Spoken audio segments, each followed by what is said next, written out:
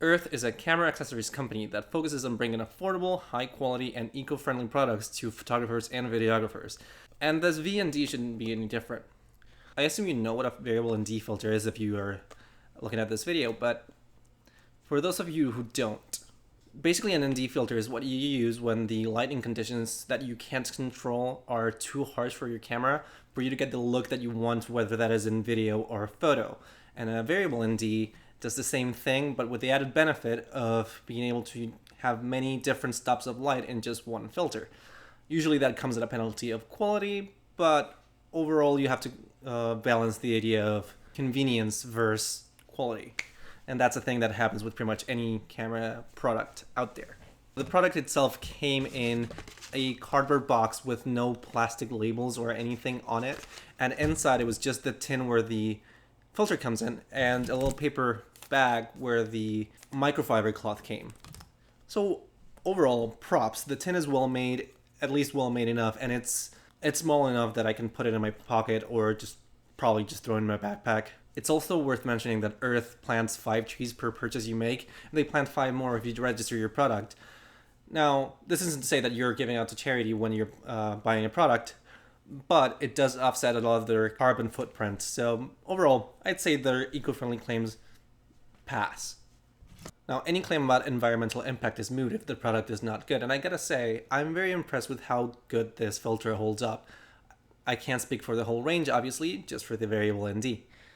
The outer ring is all metal with hard stops in both the minimum and maximum. The hard stops are really good because even more high-end variable ND filters don't have these. And what happens is when you go over those stops, you start getting this really nasty cross effect that happens because of the 2 glasses inside of this filter. And because this has a hard stop, that doesn't happen. However, at the last 3 notches of the filter, you do start seeing the beginnings of what would become a cross eventually. So I would have liked them to not stretch out the amount of stops that this lens can do a little bit more. So instead of 1 to 8.66, which is what they advertise on the website, go down to like 7 or 6 stops. Because other than that last fifth of the ND range, this performs amazing. There's only a slight color tint, but it's nothing that can't be corrected. And there doesn't seem to be an effect on sharpness at all.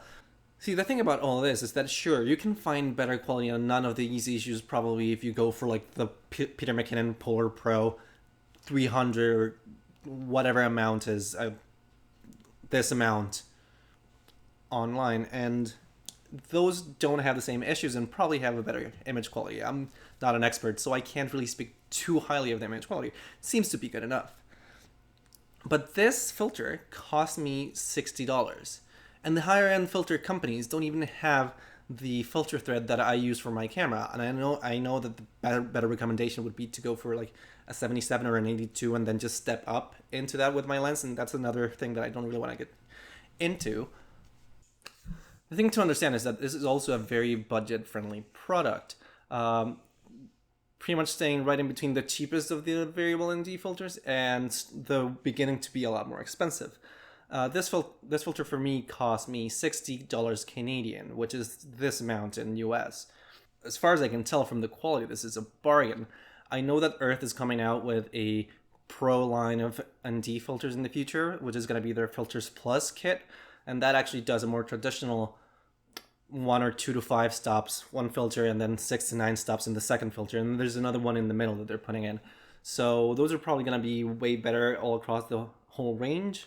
But for me, a beginner videographer or photographer or whatever you want to call myself, a beginner dude that's just playing around with this camera, this 1 to practically 6 really stop filter is absolutely fantastic and high quality, and I would definitely recommend it.